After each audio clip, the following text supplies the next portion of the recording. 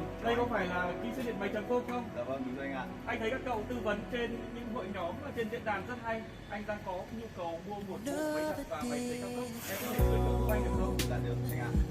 Xin mời anh vào showroom để em có thể giới thiệu anh tất cả. Thôi như này nhá, anh có thể mang ra giới thiệu trước mặt anh được không? Thưa anh, Cảm ơn em. mời anh ngồi đây ạ. Anh chờ em một lát nhé.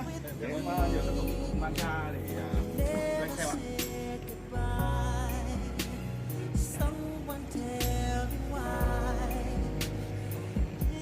Giới thiệu với anh đây là chiếc máy giặt 10 cân và chiếc máy sấy cân với lắc lắc.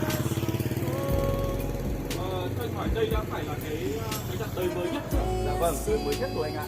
Còn máy sấy đã phải là tốt nhất chưa? Dạ vâng, với công nghệ heat pump thì đây là chiếc máy sấy công nghệ tốt nhất hiện nay anh ạ.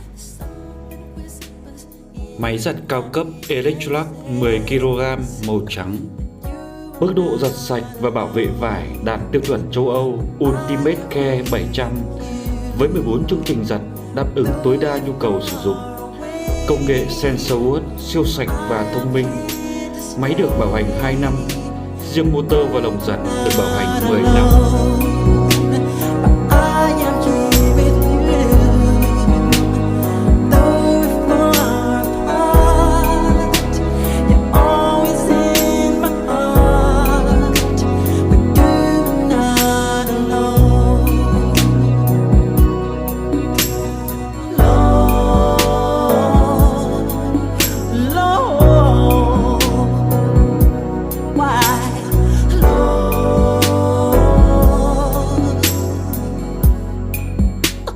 Just the other night, I thought I heard you cry, asking me to come and hold you in my Còn máy arms. sấy đã phải là tốt nhất chưa? Dạ vâng, với công nghệ heat pump thì đây là chiếc máy sấy công nghệ tốt nhất hiện nay anh ạ. Burdens I will bear. Máy sấy bơm nhiệt Heat Pump. First I need your hand, then forever can begin.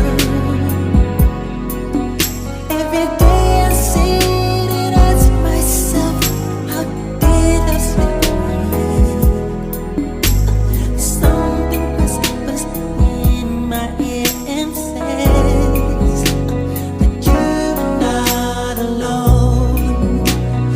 I am here with you, though you're far away. I am here to stay. Hai sản phẩm đều được dùng thử trong 90 ngày. Hiện tại thì bên em đang có chương trình giảm giá cho bộ sản phẩm này anh ạ. Ok anh cần dịch vụ. Anh đang mời đơn vị cung cấp tốt nhất. Dạ vâng. Bọn em có thể giao hàng đến và lắp đặt hướng dẫn sử dụng chu đáo, tận tình và oxy như anh được không? Dạ, đó là nhiệm vụ của em ạ. Của em làm có thể nói với anh là làm rất tốt nhiệm vụ này anh ạ. Nếu mà anh không có thể sử dụng mà máy giặt bị trục trặc, máy sấy bị trục trặc, anh gọi cho bên em hoặc gọi FaceTime, em có thể giải quyết tại chỗ được không? Anh không thích các dịch vụ của hãng gọi đến telephone trả lời và đẩy sang phát sinh của bọn em. Em có thể giải quyết ngay tại chỗ trong một khoảng thời gian được không? Dạ vâng, việc này bọn em làm quá đơn giản rồi anh ạ. Anh hỏi thử. Dạ. Anh có thểบอกsản phẩm gì? Đấy là do các cậu ý chưa biết cho mấy cái anh ạ. Máy giặt anh giặt dụng dụng của Dạ, có thể là do điện yếu hoặc là nước yếu anh ạ. ok. Rất cảm ơn em. Anh đang tìm một đơn vị chất lượng dịch vụ tốt nhất hiện nay. Nhất định sử dụng khoảng máy và một đơn vị máy